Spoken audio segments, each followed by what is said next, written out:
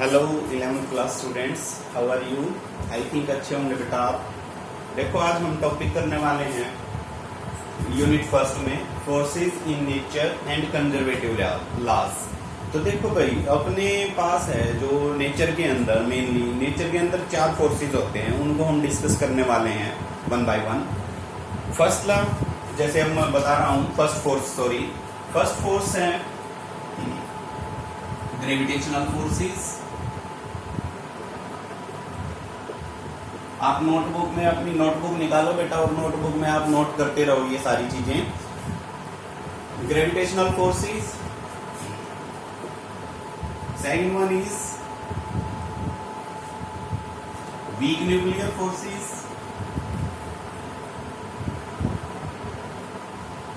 Third one is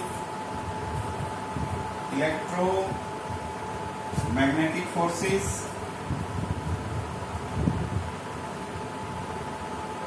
And fourth one is strong nuclear forces.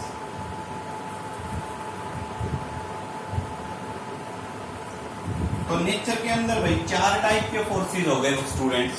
4 types के कौन कौन से? पहले देखो ग्रेविटेशनल फोर्स, दूसरा आपका क्या हो गया वीक न्यूक्लियर फोर्स, तीसरा हो गया इलेक्ट्रोमैग्नेटिक फोर्स और चौथा क्या हो गया स्ट्रॉन्ग न्यूक्लियर फोर्स। ठीक है, अब वन बाय वन हम इनको डिस्कस करेंगे। ग्रेविटेशनल फोर्सेस क्या होते हैं? These are attractive nature. इनका नेचर कैसा होता है? These are of attractive nature. तो आप डेफिनेशन लिख लो बेटा, मैं डेफिनेशन लिखवा रहा हूं आपके बोर्ड पे। ग्रेविटेशनल फोर्सेस ये होते हैं, जैसे देखो मान लो एक ऑब्जेक्ट ये हो गई, दूसरी ऑब्जेक्ट ये हो गई, 2 ऑब्जेक्ट हैं, 2 ऑब्जेक्ट के बीच में मान लो कुछ सेपरेशन है, हैविंग सम डिस्टेंस, और कोई 2 ऑब्जेक्ट है तो उनका मास तो होगा। आपने 9th क्लास में पढ़ा है कि every object have a fix mass, तो मास होगा उसके पास, उनके पास। दोनों ऑब्जेक्ट्स किसी डिस्टेंस से सेपरेटेड हैं और उनका मास है। तो ग्रेविटेशनल फोर्स ये होता है कि उन दोनों ऑब्जेक्ट्स को, ये दोनों ऑब्जेक्ट्स एक दूसरे के ऊपर अट्रैक्टिव नेचर लगाए हुए हैं फोर्स का। उस अट्रैक्टिव नेचर ऑफ फोर्स को ही हम क्या बोलते हैं भाई? Gravitational force. डेफिनेशन क्या बनेगी? यूनिवर्स की कोई भी 2 objects, universal 2 objects always attract each other with a force and this force is called gravitational force. Definition clear होगी? Every 2 objects of universe attract each other with a force and this force is called gravitational force. लिख लो definition. The attractive force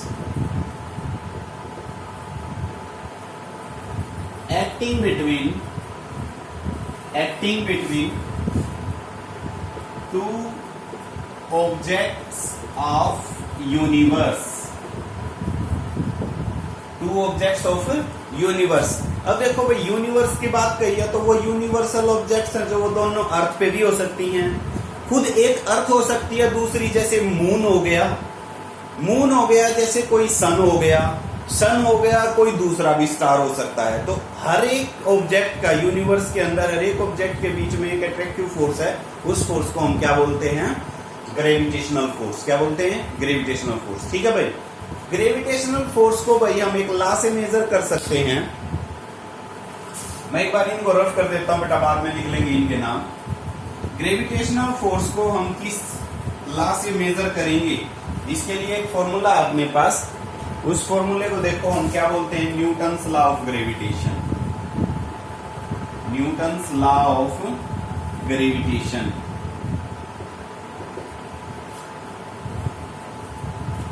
जैसे अब आपसे कोई पूछ ले कि भाई मान लो अपने पास 2 ऑब्जेक्ट हैं, एक ये रही A, एक ये है B।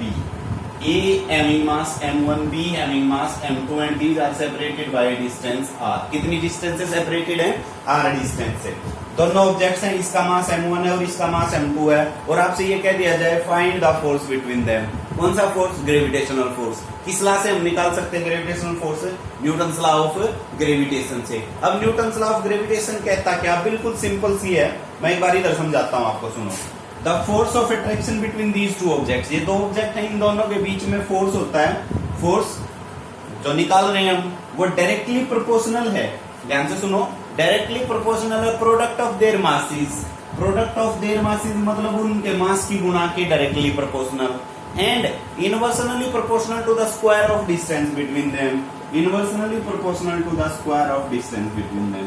अब जो ये दो लाइनें लिखी बोली है मैंने, दोनों लाइनें आपने डेफिनेशन में लिख देनी है बेटा. That is the definition of Newton's law of gravitation. क्या है Newton's law of gravitation? According to this law we can find the force या ग्रेविटेशनल फोर्स लिखें. The gravitational force between two objects of universe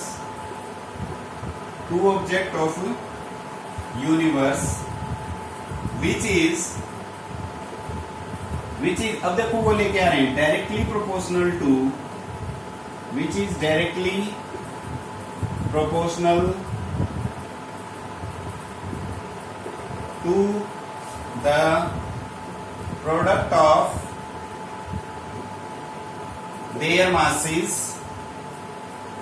and inversely proportional to the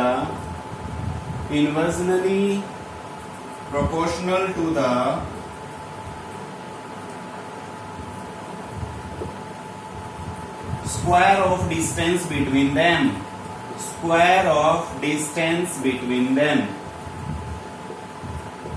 ये लिखोगे भाई definition लिखने के बाद बेटा ये मैथमेटिकल वर्क लिखना है. इसके नीचे डेफिनेशन लिखने के बाद ये मैथमेटिकल वर्क लिखना है.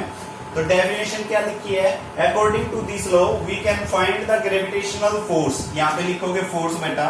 We can find the gravitational force between two objects of universe which is का मतलब जो फोर्स डायरेक्टली प्रोपोर्शनल है किसके? प्रोडक्ट ऑफ देयर मासेस का मतलब जो दो गिवन टू ऑब्जेक्ट्स हैं उनके मासेस की product and inversely proportional to the square of distance between them. और इनवर्सली प्रोपोर्शनल हो उन दोनों के बीच डिस्टेंस के स्क्वायर के.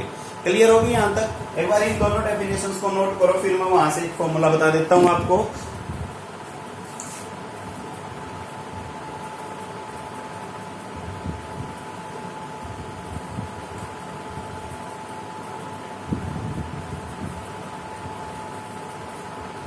करो भाई, नोट करो एक बार. हो गया? देखो इन दोनों रिजल्ट्स को अगर हम कंबाइन करें तो F proportional to m1 m2 over r square. F proportional to m1 m2 over r square. If we replace the proportionality mark then we will use a constant. तो F इज इक्वल टू कोई constant है, उस constant को मैं capital G से note करता हूं. Capital G m1 m2 over r square. F is equal to क्या आ जाएगा? G m1 m2 over r square. G m1 m2 over r square.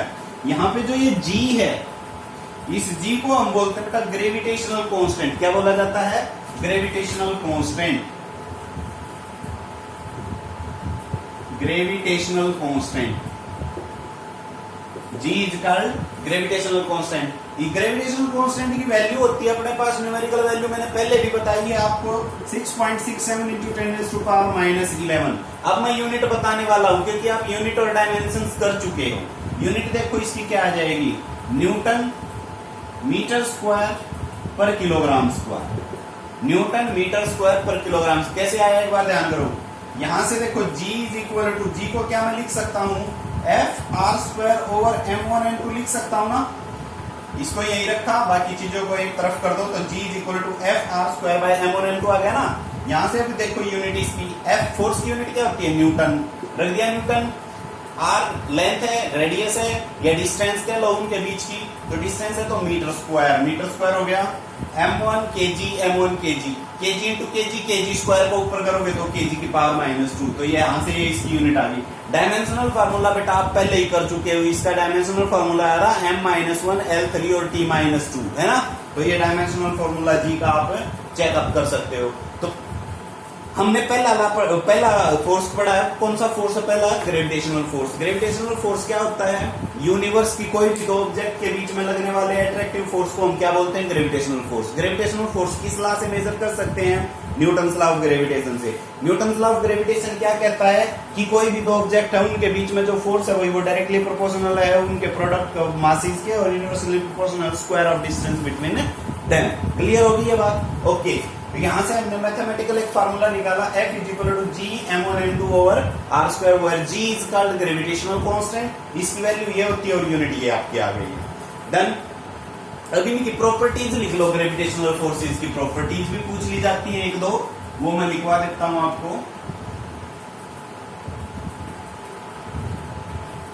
Properties of gravitational forces लिखो। Properties first है, these are attractive nature. कैसे nature के हैं भाई ये? अट्रैक्टिव, रिपल्सिव नहीं होते। These are of attractive nature. Number second, कौन से ये है ना नेचर के अंदर वही सबसे वीकेस्ट होते हैं,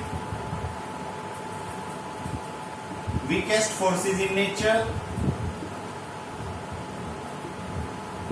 थर्ड पॉइंट, ये इनवर्स स्क्वायर लॉ को ओबे करते हैं, इनवर्स स्क्वायर लॉ, दे ओबे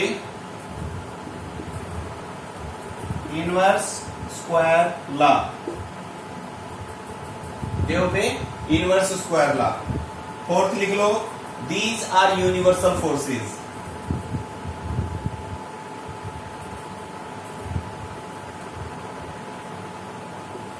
तो such type of properties you have to retain in your mind.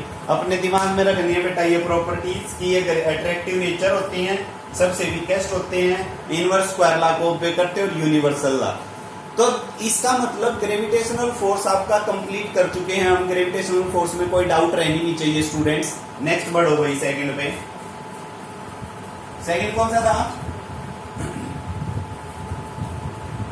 Weak nuclear forces.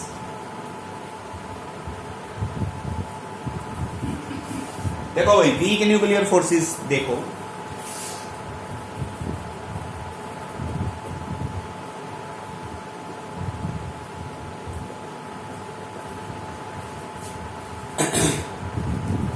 अपने पास एटम होता है, एटम के बीच में क्या होता है? न्यूक्लियस, और उसके चारों तरफ इलेक्ट्रॉन्स रिवॉल्व करते हैं कुछ ऐसे, है ना? इलेक्ट्रॉन्स रिवॉल्व करते हैं। अब एक बात बताओ, न्यूक्लियस के अंदर क्या क्या होता है? प्रोटॉन और न्यूट्रॉन। मैं लिख देता हूं यहाँ पे प्रोटॉन और न्यूट्रॉन। न्यूक्लियस के अंदर क्या होता है? प्रोटॉन और न्यूट्रॉन। इलेक्ट्रॉन आपका क्या है? न्यूक्लियस से बाहर का न्यूक्लियन है, मतलब न्यूक्लियस से बाहर वाला पार्टिकल है। इलेक्ट्रॉन किसी फोर्स के अंदर क्या होते हैं? बाउंड होते हैं। किसी फोर्स के अंदर क्या होते हैं? बाउंड होते हैं। किससे? न्यूक्लियस से। Electrons are bounded with the nuclei with a force. This force is called weak nuclear force. उस फोर्स को हम क्या कहेंगे? Weak nuclear force. लिख लो, the electrons bound with a force to the nucleus. Such type of forces are called weak nuclear forces. अब देखो भाई, वीक न्यूक्लियर फोर्सेज हैं वो डिपेंडेंट होते हैं डिस्टेंस पे। किस पे डिपेंडेंट होते हैं? डिस्टेंस पे। क्योंकि अगर न्यूक्लियस से इलेक्ट्रॉन की डिस्टेंस बढ़ती चली गई तो उसके ऊपर फोर्स क्या लगता चला जाएगा? कम लगता चला जाएगा। और इसी की वजह से आप केमिस्ट्री में ये कहते हो कि जो फारदेस्ट इलेक्ट्रॉन होता है, जो आउटर मोस्ट इलेक्ट्रॉन होते हैं, they can easily detected from the atom. Easily हम उसको क्या निकाल सकते हैं? इलेक्ट्रॉन को, बाहर वाले इलेक्ट्रॉन्स को निकाल सकते हैं। क्यों निकाल सकते हैं? क्योंकि डिस्टेंस बढ़ेगी तो फोर्स का घटेगा, फोर्स घटेगा तो हमें कम वर्क करना पड़ेगा, कम वर्क करना पड़ेगा का मतलब कम एनर्जी देनी पड़ेगी। डन। तो ये अब इनकी प्रॉपर्टीज लिख लो। इनके लिए कोई मैथमेटिकल फॉर्मूला है नहीं, तो प्रॉपर्टीज देखो क्या हो जाएंगी इनकी। First,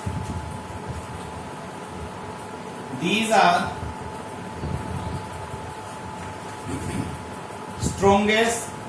stronger than gravitational force। किससे स्ट्रॉन्ग होते हैं भाई ये? ग्रेविटेशनल फोर्स से। These are stronger than gravitational force। दूसरी property, they don't obey inverse square law. They don't obey inverse square law.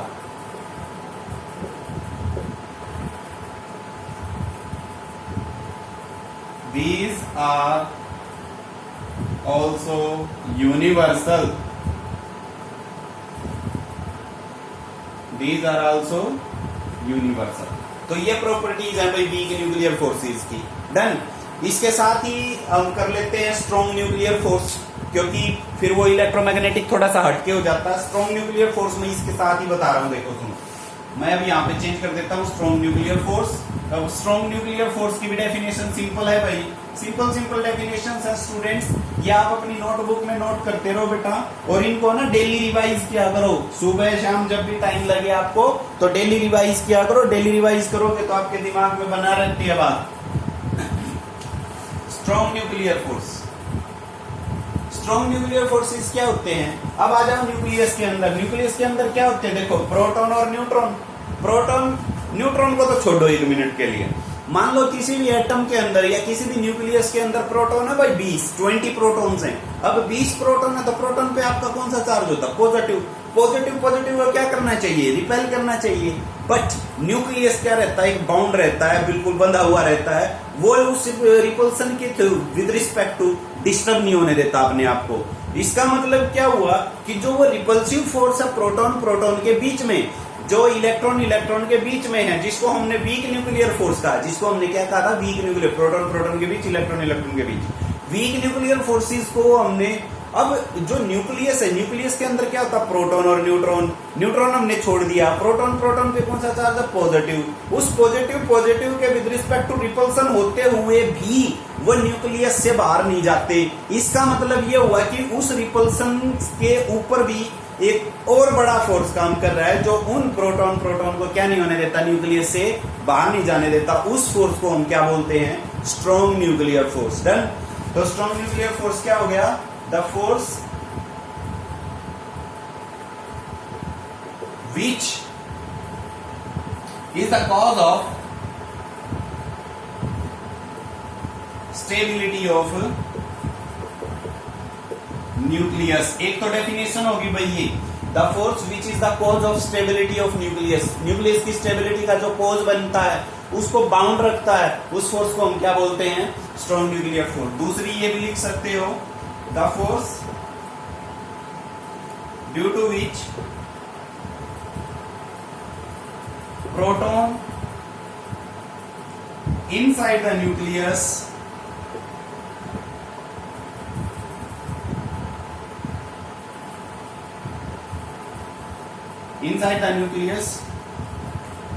bound with each other.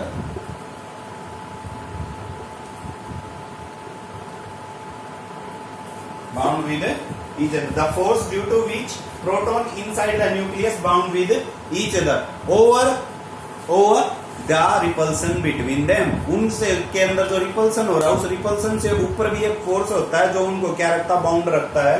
और किसके अंदर? न्यूक्लियस के अंदर। तो उस फोर्स को हम क्या बोलते हैं भाई? Strong nuclear force.